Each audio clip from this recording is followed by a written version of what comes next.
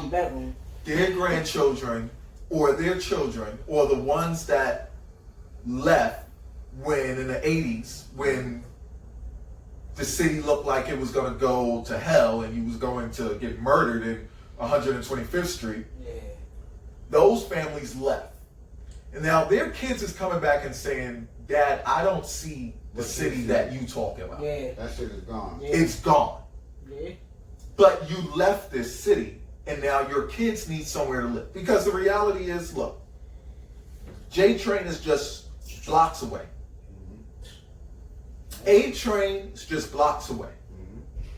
When you are able to get on the train, take it a few stops, and be in the city in less than 30, 20, 15 minutes. That very well. I'll be the 40 deuce in 30 Why minutes. would I pay the amount of rents that the city is asking for if I could get it in Brooklyn?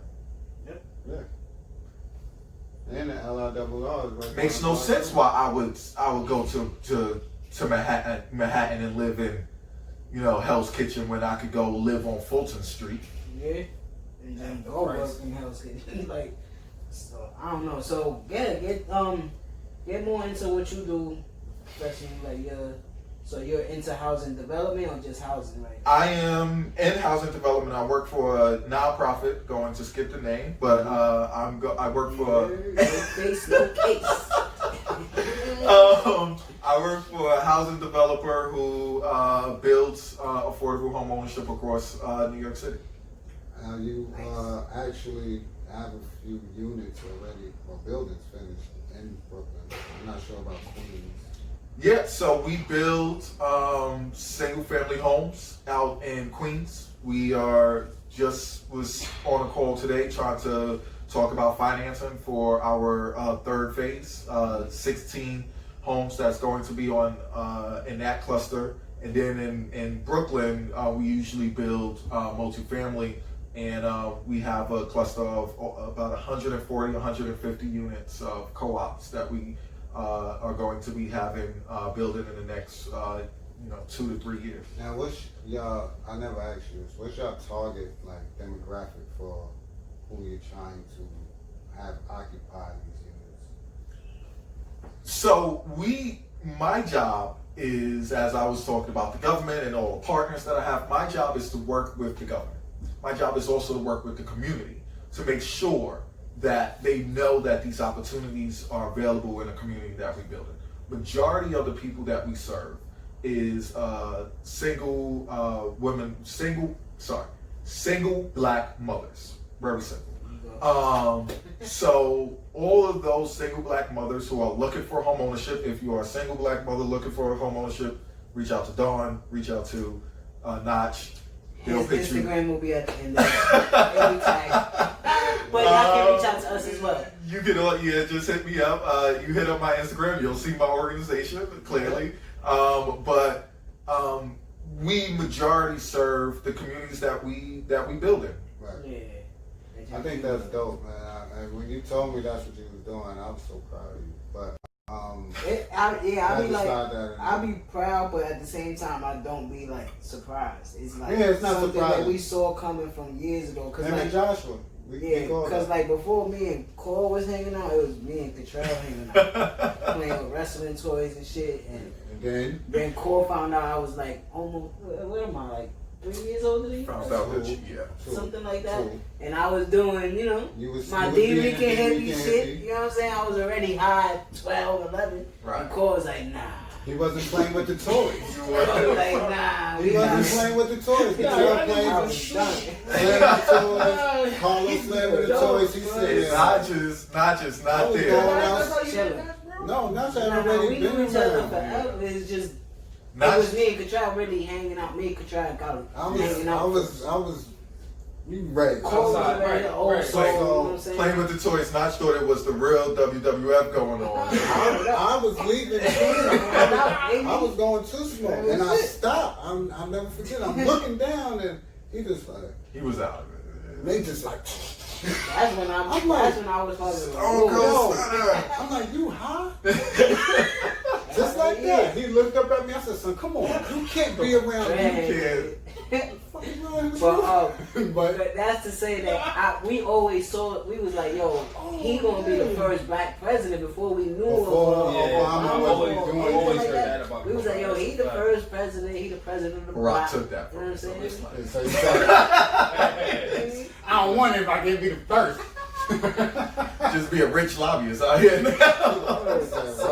Well, he obviously, I know they obviously see that you love and enjoy the world that you in right now. Are you trying to take it a step above of what you're doing? Like, I mean, I get asked this question a lot, so you know what I'm saying? Like, would you really like to be like a mayor or governor of New York or something one day? Like, just. I mean, so I tell everybody it's my stupid political joke. I hope people get it. But I say I wake up in the morning saying yes, and I go to sleep saying no because I see the bullshit in between.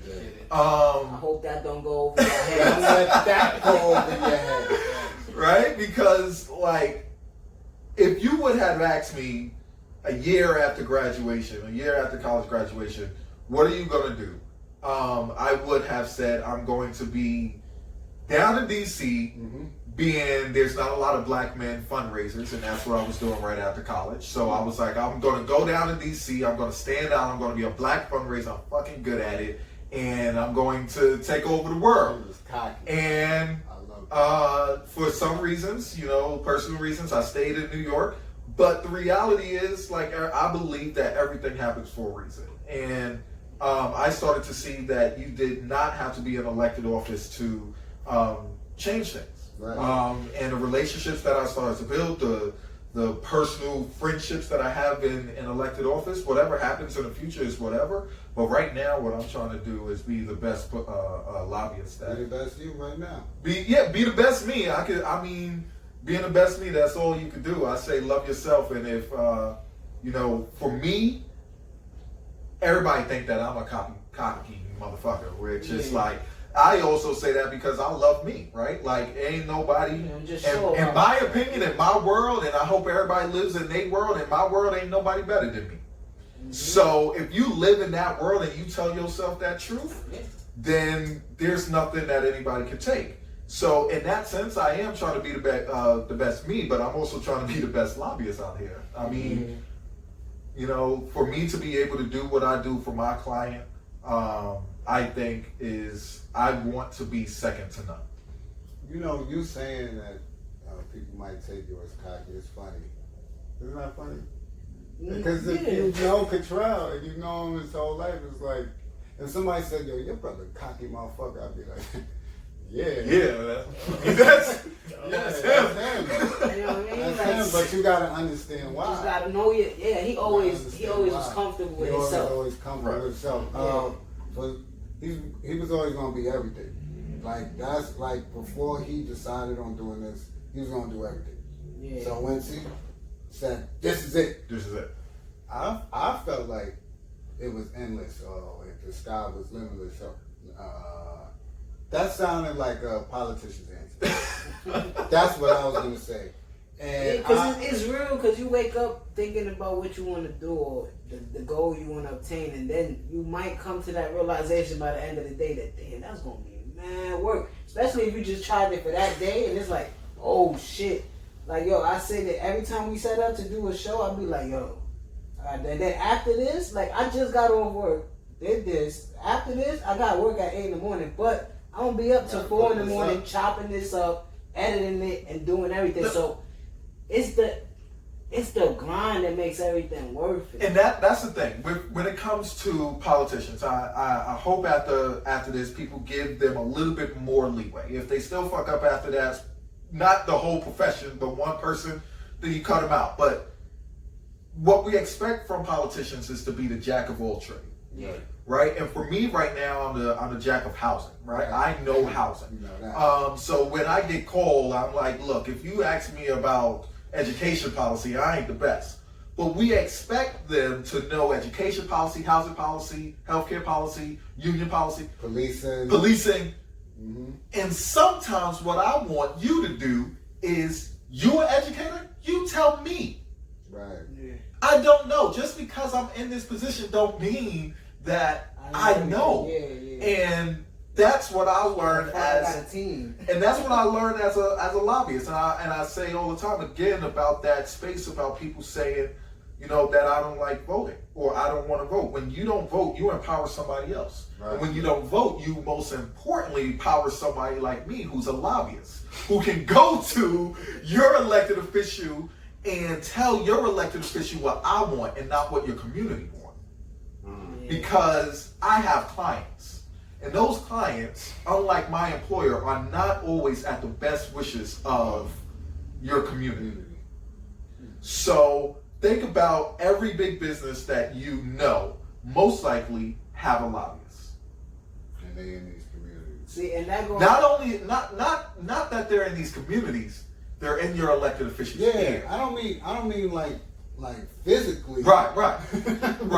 But like a ghoul, like, you know, right. like, oh, like, right. But that goes back to what he said in the beginning of the whole conversation was like, you could even be a regular person that if you want to get into politics, you gotta dive deep into it. Right. Put your shit on paper and everything, and it goes to that. He's somebody that's in the neighborhood. So if I'm with my two big brothers and his friends is talking stupid, and I know where they from, if I feel like saying something to their official, I'm gonna say something, and that goes to just educate yourself on anything that you're doing.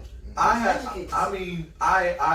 staff, and if I don't like something that they are doing, I tell them. Right. Now, at the end of the day, as their supervisor, if I told you something and you don't do it, when the evaluation comes out, I could either give you a failing evaluation, which can also result to me firing you or me giving you a promotion. That is politics.